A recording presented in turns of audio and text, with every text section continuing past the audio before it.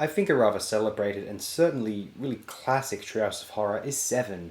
Found within the show's 8th season, what many would cite as the last truly classic season. I understand why people feel this way, but I tend to lump 9 and 10 into classic Simpsons as well.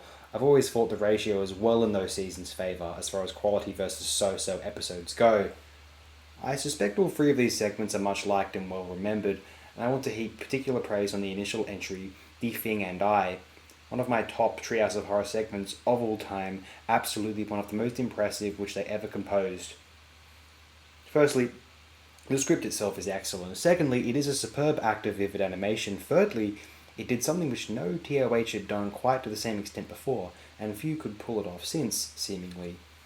They turned the Simpsons house itself into a pathologically visceral, three-dimensional, moody vessel for a horror narrative, as creepy and unsettling as the Bad Dream House, the Shinnings Overlook Hotel, Homer's Chamber in The Raven, or the Third Dimension in Homer Cubed. That is symbolic of its overall affect and intent, to display a closeted, secret skeleton in the Simpsons' backstory, which appears to alter our perception of them permanently, displayed via how the space of the Simpsons house now feels scary, mysterious, and dense. A playground or setting for danger, terror, no longer a safe respite from the uncertainty outside it. I would place The Thing and I in my top 5 favourite Treehouse of Horror segments. I actually think it is the best entry of the three in this episode. Certainly, just the reveal of Hugo, the creepy attitudes of Homer and Marge, their ambivalence and apathy to the existence of the supposedly evil twin, first Hugo, and then revealed to be beautifully, ironically, and appropriately, Bart, the whole time. I love how it plays into the show's regular mythology then. Bart didn't need an evil twin. He was already evil enough, and so the true horror of the episode becomes the grave injustice that has entailed Hugo's brief existence and the family's willingness to treat Bart like a subhuman from now on. Marge's indifference to his presence was incredibly haunting to me when I was younger. Did even Bart deserve this? And it imprinted itself as one of the most memorable, chilling, and rewatchable of TOH segments. A total classic of this form, an utter Simpsons masterly classic. The sad thing is, I don't think you get segments on quite this prospective top 5 tier again for the remainder of the Treehouse of Horror project, maybe in a particular segment in the next episode, one which is similar in form to The Thing and I, but many of the best segments in the next 7, we're at the halfway point now from what we'll be discussing here anyway, are very solid without being daunting classics. We're no longer going to be getting much on the tier of Shinning, 5.5 Feet, Time and Punishment, Nightmare Cafeteria, or this one, The Thing and I, from this point on. Maybe on God-free-ish occasions, at the most, though.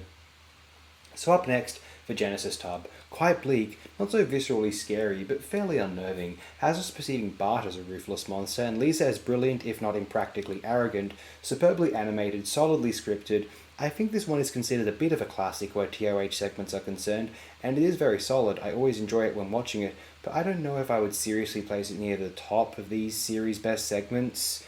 With the exception of maybe 50-foot eyesores, which is still very enjoyable, it might be the weaker TOH segment thus far, which more speaks to the quality of Treehouse of Horror overall than anything weak about Genesis Tub, or 50-foot eyesores. More of a science fiction story arguably than a horror story, and what makes it a creepy horror story is the bleak ending, implied that Lisa is trapped down in her tooth society for the rest of her life, making us feel terribly bad for her and frightened at the prospect of this happening to us.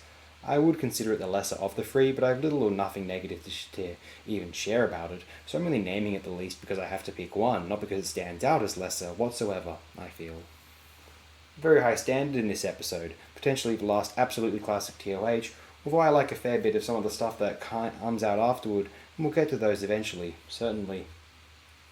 Now the last one, highly beloved Simpsons moment in any category, the smarmy aren't we clever for laughing at this political satire.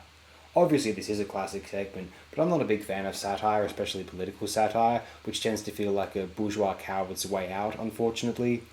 Feeling so smugly clever just for appreciating satire is making certain individuals feel like they are doing something when they aren't, but they are smarter than the average person, which they certainly aren't, and for certain upper-class leeches to feel like they aren't part of the problem when, if you have chosen to live in luxury, which is distinct from simply amassing wealth, which can be totally benign in its own way, sincerely, you are totally part of the problem. Permanently. The next Bolsheviks won't and shouldn't make an exception for you either. It is immensely funny, highly visual, painfully relevant, and terrifically bleak in that cozy late 90s way. I am very fond of Citizen Kane, despite what I was saying just earlier to this. Part of it is the evocation of an era. I was a bit too young to experience what The Simpsons was in the 90s. I saw it really for the first time properly when I was a smaller kid in 2003, but that always seemed like an incredibly cozy era. The late 90s, pre-millennium optimism, and edgy but contained Simpsons, distinct from how it was earlier. Less show about irregular, relatable family pretensions, save that sentimental bundle of sticksery for King of the Hill as far as I'm concerned, and more dangerous, slightly, show that upset your more authoritarian parents and control-freak school teachers. One, because that was everything that Kang Kodos represented, more on display and indicative via a segment in Treehouse of Horror 9 a couple of years subsequently, but also represents the cozier by comparison political situation of the time.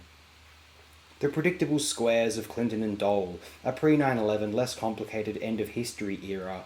For all the faults of those two guys, it was preferable to the bloody Bush era, the profane, narcissistic and sanctimonious yet criminally stagnant and gaslighting Obama era, the bullying, idiocy and incompetence of the Trump epoch, and the Zio-Nazi enabling of the Biden admin's butchers. And now we swapped LBJ for Nixon again, except it's more like Futurama's Nixon in the 1970s, meek, mild-mannered, behind-closed-doors, ruthless drunk Nixon. Citizen Kang is a blast, and Treehouse of Horror 7 overall is a cracker of an episode, potentially the last really classic TOH episode. The next one has one segment which really lets it down. We'll get to that. The one after that is really strong though. Then after that, mostly good. After that, the next final four, I will discuss very mixed bags, but not without their merits, which is why I've intended to even discuss them in the first place, But anyway, that's the video for TOH 7. Hope you enjoyed it. Hope I didn't go too off the rails there. And hopefully we'll have the videos for the next few up in the rather near future. Now, once again, thanks so much again